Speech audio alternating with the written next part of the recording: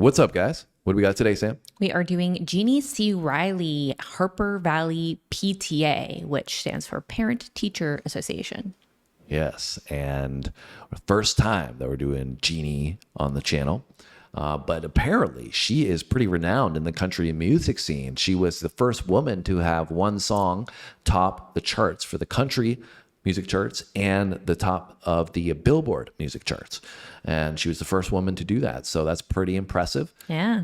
And this song is from 1968. I believe so, yes.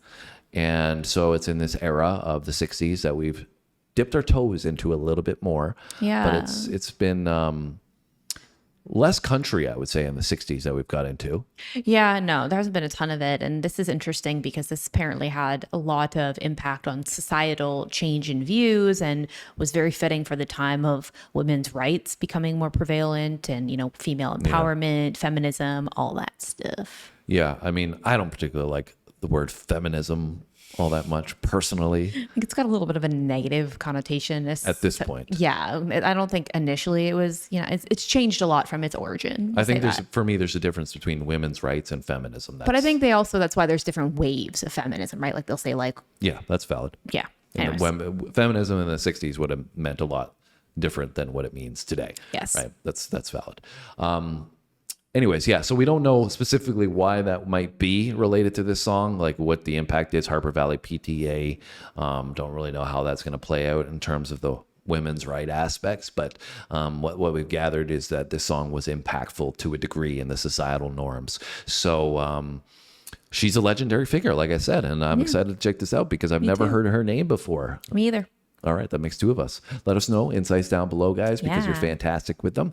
If you enjoyed this, what do they got to do if they enjoy it, Sam? Make sure you give us a thumbs up. Yeah, we appreciate the support, guys. All right, let's check it out.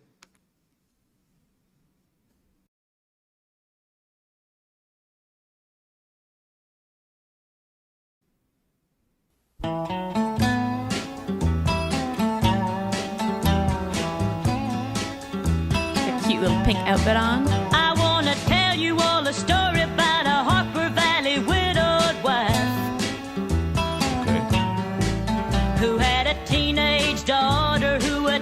Harper Valley Junior High. Well, her daughter came home one afternoon and didn't even stop to play. And she said, Mama, got a note here from the Harper Valley P.T.A. Well, the note said, Mrs. Johnson, you're wearing your dress is way too high. It's reported you've been drinking and running round with men and going wild. And we don't believe you ought to be bringing up your little girl this way. And it was signed by the secretary, Harper Valley P.T.A. Well, it happened that the P.T.A. was gonna meet that very afternoon. They were sure surprised when Mrs. Johnson wore her mini skirt into the room. And as she walked up to the blackboard, I can still recall the words she had to say. She said, I'd like to address this meeting of the Harper Valley P.T.A. We are building the drama here. I know. And I don't know where we're going with it. I know where we're going with it. She's going to go tell these people where to go. That's what she's going to do. Really, really beautiful voice. I mean, powerful, strong, but she just had a switch that she flipped. Like she started in the beginning, like, okay, cool, we're into the storytelling element, and she's got a nice voice. But then all of a sudden, the barometer shifted, and it was like so much more dramatic and powerful, and like it was almost so subtle you didn't notice it. Yeah. But she just took the extreme of the volume up a little bit, and the impactfulness of it. You felt it, and then but it wasn't noticeable. Yeah, it's almost like you can like feel like the strength and the confidence like through her vocal. Sorry, I should clarify here. It was noticeable, but it wasn't that there was a significant point where you noticed a shift in the change. It was just seamless. It like gradually. Yeah. So anyways, the drama is building.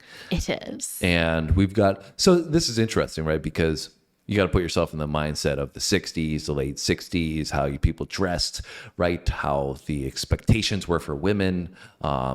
She's pointed out a significant fact in the beginning as well, that she's a widowed mother. Yes. Which again probably puts scrutiny, because at that time I think it was more the expectation that you were married with kids, right? So now you get scrutiny. And then she said like, oh, she's out and about Running wild but with men, being a widow, it's wearing like, her short skirts and dresses. but being a widow, right? It's like, that's a tough thing to deal with, right? So she's being criticized for something that most other people don't recognize the issues that you're going to face with it. Yeah, and I think at that time period too, right? Like being widowed, it was, which it is still today, but if you were widowed, it was kind of like you were still married. You were being almost disrespectful of your past spouse if you were behaving like that. Yeah, you know what I mean? but I also think more so back then, if you were widowed, I could be wrong. You guys will correct me because I didn't live through it, but you might have been looked upon as damaged goods. You know what I'm saying? Like, more so then than today. I think, I don't know. I'm just speculating. But I'm anyways. like, I don't know. That might be like a little bit further back.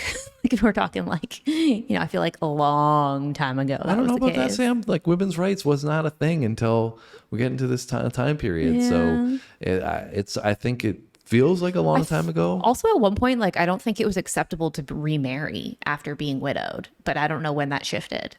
Like when in history, but I know there was a period of time where it's like if you were widowed, you were like not expected to ever remarry. Regardless, if you've lost your significant other, it's a definite issue that's hard to overcome.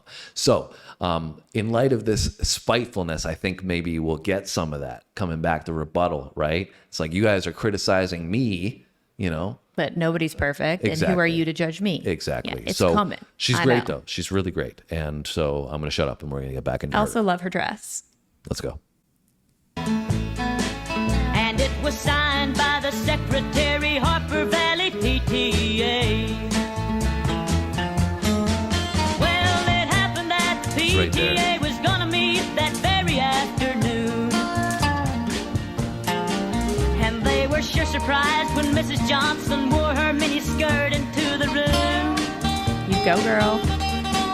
And as she walked up to the blackboard, I can still recall the words she had to say. What did she say? She said, I'd like to address this meeting off the Harper Valley P.T.A. Spitting bars. Well, there's Bobby Taylor sitting there, and 7 times he's asked me for a date. And Mrs. Taylor sure seems to use a lot of ice whenever he's away. And Mr. Baker, can you tell us why your secretary had to leave this town? Woo-hoo. And shouldn't Gwida Jones be told to keep her window shades all pulled completely down? Well, Mr. Harper couldn't be here 'cause he stayed too long at Kelly's bar again.